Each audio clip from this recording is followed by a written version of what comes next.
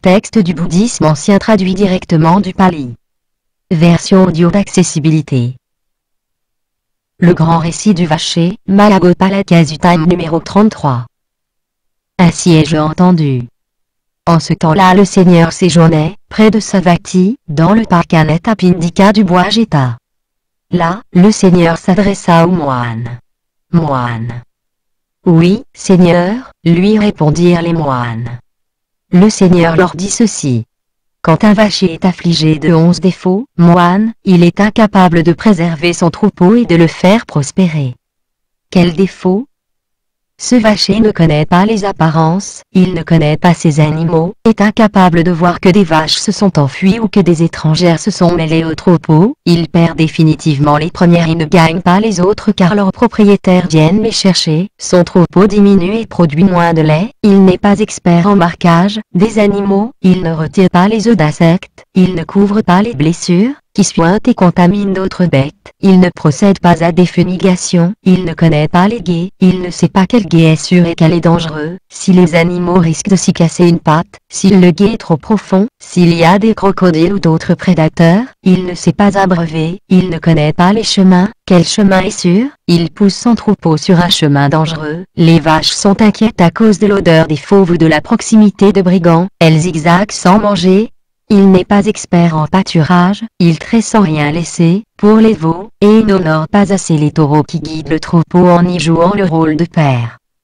Quand un vacher est affligé de ces 11 défauts, il est incapable de préserver son troupeau et de le faire prospérer.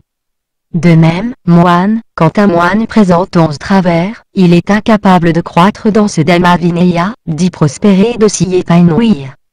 Quel travers? Ce moine ne connaît pas les apparences, il n'est pas expert en marquage, il ne retire pas les œufs d'insectes, il ne couvre pas les blessures, il ne procède pas à des fumigations, il ne connaît pas les gués, il ne sait pas s'abreuver, il ne connaît pas le chemin, il n'est pas expert en pâturage, il traite sans rien laisser, et n'honore pas assez les moines confirmés qui le sont depuis longtemps et qui guident la communauté en y jouant le rôle de père. De quelle façon, moine, le moine ne connaît-il pas les apparences? Ce moine ne sait pas avec sagacité que toute apparence physique, quelle qu'elle soit, n'est en réalité rien d'autre que les 4 grands éléments et le physique associé aux 4 grands éléments. Voilà comment ce moine ne connaît pas les apparences. De quelle façon, moine, le moine n'est-il pas expert en marquage? Ce moine ne sait pas avec sagacité quelles actions sont la marque de la sottise et quelles actions sont la marque de la sagesse. Voilà comment ce moine n'est pas expert en marquage. De quelle façon, moine, le moine ne retire-t-il pas les œufs d'insectes? Ce moine se complaît dans les saisies mentales d'objets désirables, dans les saisies mentales d'objets d'aversion, dans les saisies mentales d'objets de violence, dans les agents mauvais et pernicieux qui reviennent encore et toujours, il ne les élimine pas, ne les chasse pas, n'y met pas fin et ne les anéantit pas. Voilà comment ce moine ne retire pas les œufs d'insectes. De quelle façon, moine, le moine ne couvre-t-il pas les blessures? Quand il voit une apparence visible avec l'œil, quand il entend un son avec l'oreille, quand il sent une odeur avec le nez, quand il goûte une saveur avec la langue, quand il sent un toucher avec le corps, quand il connaît un connaissable avec la faculté de connaître, ce moine en saisit le signe principal et les détails révélateurs qui permettent à la convoitise, à l'insatisfaction et à d'autres agents mauvais et pernicieux de l'envahir aussi longtemps que ses facultés restent incontrôlées. Il ne s'engage pas dans ce contrôle, ne protège pas ses facultés et ne se consacre pas au contrôle de ses facultés. Voilà comment ce moine ne couvre pas les blessures. De quelle façon, moine, le moine ne procède-t-il pas à des fumigations? Ce moine n'enseigne pas en détail aux autres le Dhamma tel qu'il l'a entendu et appris. Voilà comment ce moine ne procède pas à des fumigations. De quelle façon, moine, le moine ne connaît-il pas les gués? Ce moine approche de temps à autre les moines qui ont beaucoup entendu, qui ont reçu la tradition, qui détiennent le Dhamma, le Vinaya et les Matika, les matrices, ou résumés, que l'on trouve en particulier dans l'Abhidhamma. Mais il ne les questionne pas, ne leur demande pas. Comment comprendre ceci, Seigneur? Quel est le sens de cela? Les vénérables ne lui dévoilent donc pas ce qui lui est voilé, ne l'éclairent pas sur ce qui lui reste obscur et ne chassent pas ses doutes relatifs au point qui lui cause des doutes. Il ne connaît donc pas le gué, cette méthode qui permet d'atteindre le but en traversant les flots. Voilà comment ce moine ne connaît pas les gués. De quelle façon, moine, le moine ne sait-il pas s'abreuver? Quand on lui enseigne le Dhamma Vinaya proclamé par le Tathagata, ce moine n'arrive pas à en comprendre le sens, il n'arrive pas à en comprendre la formulation et il n'acquiert pas la joie qui accompagne la formulation. Voilà comment ce moine ne sait pas s'abreuver. De quelle façon, moine, le moine ne connaît-il pas le chemin? Ce moine ne connaît pas avec sagacité, dans sa réalité, l'octuple chemin immaculé. Voilà comment ce moine ne connaît pas le chemin. De quelle façon, moine, le moine n'est-il pas expert en pâturage?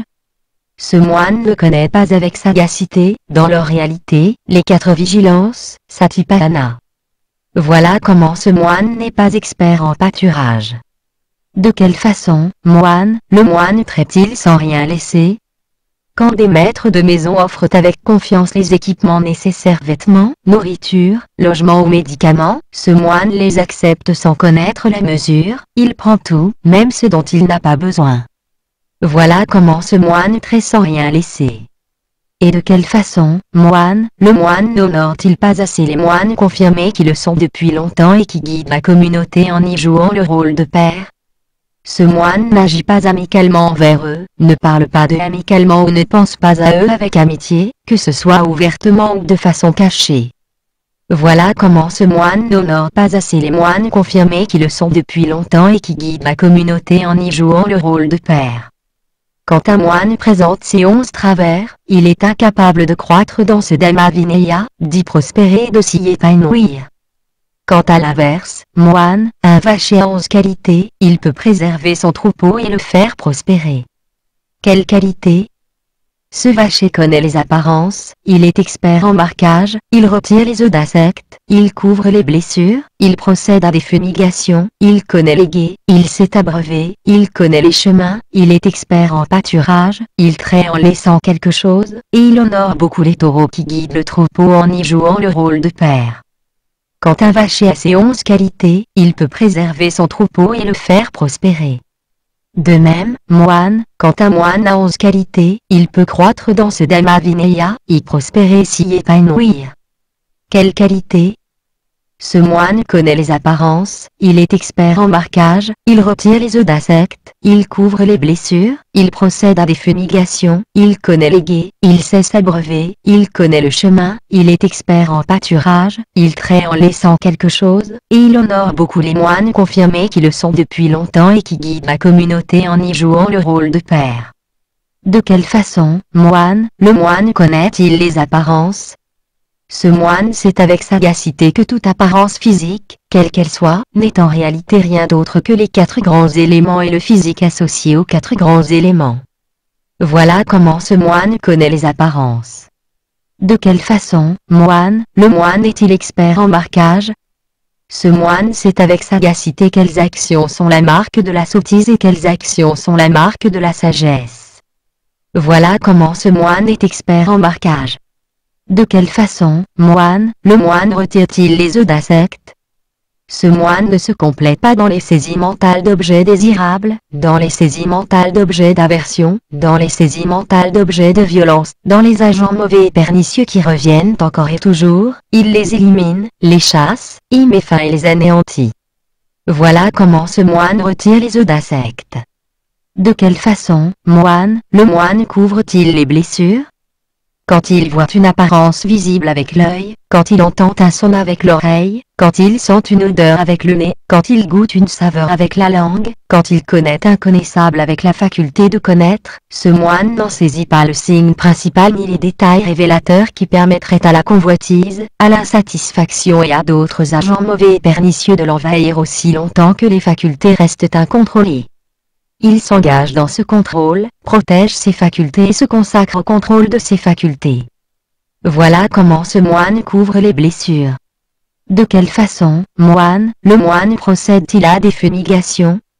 Ce moine enseigne en détail aux autres le Dhamma tel qu'il l'a entendu et appris. Voilà comment ce moine procède à des fumigations. De quelle façon, le moine connaît-il les guets? Ce moine approche de temps à autre les moines qui ont beaucoup entendu, qui ont reçu la tradition, qui détiennent le Dhamma, le Vinaya et les Matika. Il les interroge et leur demande: comment comprendre ceci, Seigneur? Quel est le sens de cela? Les vénérables lui dévoilent donc ce qui lui était voilé, l'éclairent sur ce qui lui restait obscur et chassent ces doutes relatifs aux points qui lui causaient des doutes. Voilà comment ce moine connaît les guets. De quelle façon, le moine sait-il s'abreuver? Quand on lui enseigne le Dhamma Vinaya proclamé par le Tathagata, ce moine arrive à en comprendre le sens, il arrive à en comprendre la formulation et il acquiert la joie qui accompagne cette formulation. Voilà comment ce moine sait s'abreuver. De quelle façon, le moine connaît-il le chemin? Ce moine connaît avec sagacité, dans sa réalité, l'octuple chemin immaculé. Voilà comment ce moine connaît le chemin.